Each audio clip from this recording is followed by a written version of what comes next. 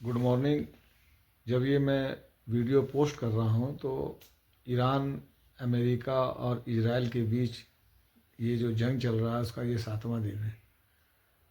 और आप यकीन मानिए कि पूरी दुनिया के अंदर जो अर्थव्यवस्था की स्थिति उत्पन्न हो गई है इस जंग के दौरान, उसका आप कल्पना नहीं कर सकते। अगर ये जंग कुछ और दिन चला गया तो अर्थव्यवस्था के क्षेत्र में भारी समस्या उत्पन्न होगा।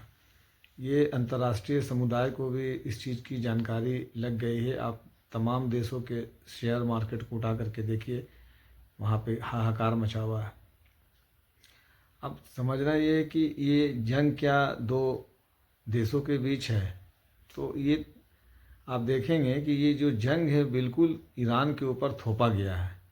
और ये जंग जो है अमेरिका के राष्ट्रपति ट्रंप और इजराइल के प्रधानमंत्री नेतन्याहू के द्वारा ईरान पे थोपा गया है। और इसके पीछे मकसद है कि दुनिया के अंदर एक व्यवस्था कायम करना जिस व्यवस्था में उनकी चले।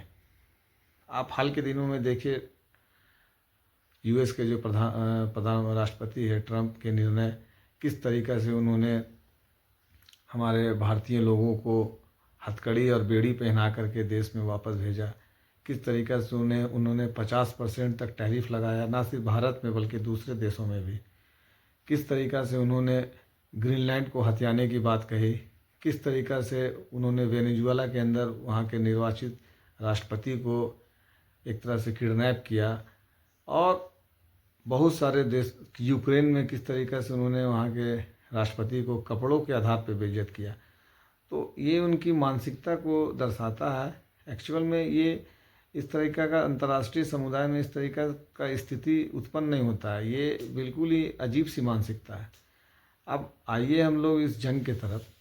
तो अमेरिका और इजराइल ने सोचा था कि ईरान के अंदर हम लोग रिजिम चेंज करा देंगे। सबसे पहले उन्होंने ईरान के अंदर लोगों को उकसाया, लेकिन वहाँ पे बात बनी नहीं, क्योंकि ईरान एक बहुत पुरानी सभ्यता है और वहाँ के लोगों को अपने मुल्क से बहुत ही लगाव है, प्यार है। इससे भी बात नहीं बनी तो उन्होंने डील की बात की, मुज़ाकरात किया, बात किया। इससे पहले भी पिछले साल भी बात के दौरान अमेरिका ने अटैक किया था। तो उसकी क्रेडिबिलिटी तो ऐसे ही घट चुकी है कि ये इनकी कुछ वैसी नीति नहीं है कि बात के दौरान भी ये लोग इस तरीक़ा का करते हैं हमला। दूसरे बार भी जो बातचीत हुई उस दौरान बातचीत टेबल पे है, डील टेबल पे है, लेकिन मैसिव अटैक करा और अटैक करके ईरान के सर्वोच्च नेता को इन्होंने मार दिया। अच्छा, ये जो आयतुल्ला खमैनी है, ना सिर्फ ईरान के बल्कि दुनिया के, ना सिर्फ शिया बल्कि तमाम मुस्लिम कम्युनिटी के अंदर उनका एक बहुत ही बड़ा एक प्रभाव है, एक रिस्पेक्ट है। तो इस एक घटना ने पूरे ईरान को एकजुट कर दिया। और उसके बाद ईरान ने जो रिटेलिएट किया, जो जवाब दिया, तो वो अमेरिका के का जो नस है उसको उन्होंने पकड़ लिया।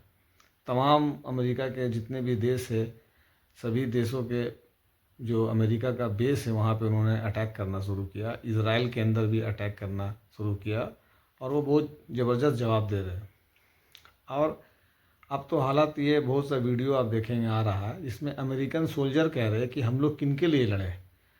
आज ईरान की जनता सड़कों पे है, उनको मौत का डर नहीं है, लेकिन इजराइल के लोग बंकरों में छुपे हुए। तो अमेरिका का सैनिक भी ये कहता हुआ नज़र आ रहा है कि हम लोग किसके लिए लड़ रहे हैं। अमेरिका के अंदर जो जितनी भी राजनीतिक पार्टियां हैं वो लोग कह रहे हैं कि ये इजराइल का जंग हम लोग क्यों लड़ें। तो कुल मिलाकर के ये स्थिति है। और आज जो दुनिया का जो भी हाल है, इसका जो जिम्मेदार है वो ट्रंप और नेतन्याहू है।